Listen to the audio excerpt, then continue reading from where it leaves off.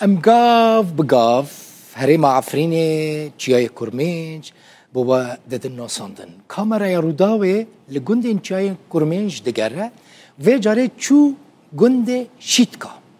دبیجن بری 500 سال او گند هاتی آوا کرن و 120 مال دیدهنه هجبار وان گندیان در دور 2000 کسن گند 5 کیلومتران جه مابتا دوره ده نوبرا گندین حسه و کاخ ریده دو جهن سیران جی لوی گندیانه جه گند شیتکا گلک سیاست مدار هنرمند و نویسکارین هیجا درکتنه که تماشا بکن بنیرن چقاس خوشه او گند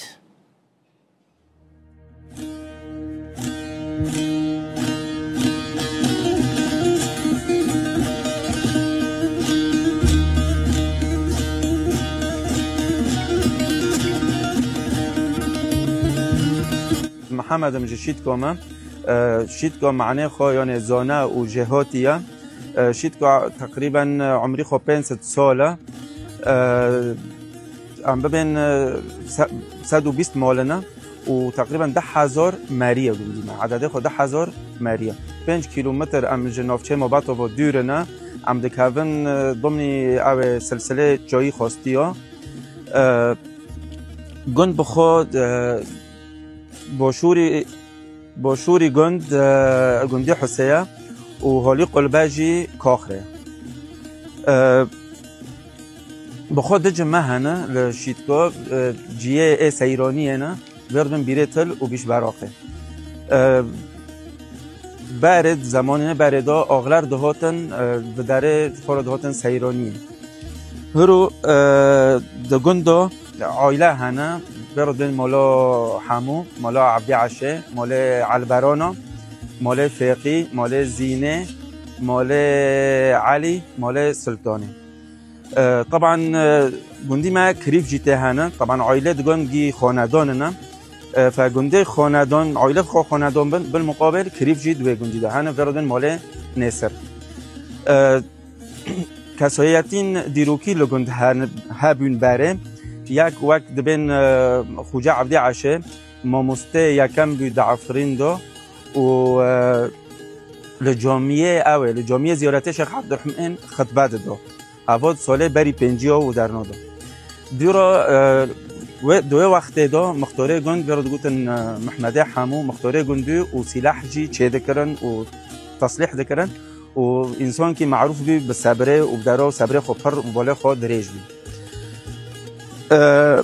واجدن حسین کاله حبیب حسین کاله هوا اوتلا خو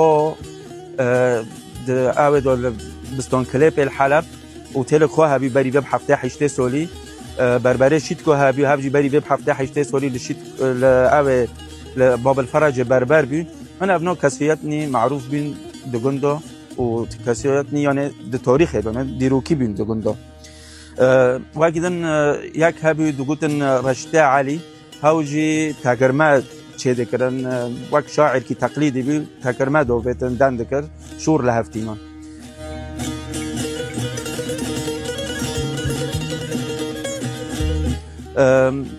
غیری وانا کسایت سیاسی جیجگون در کتن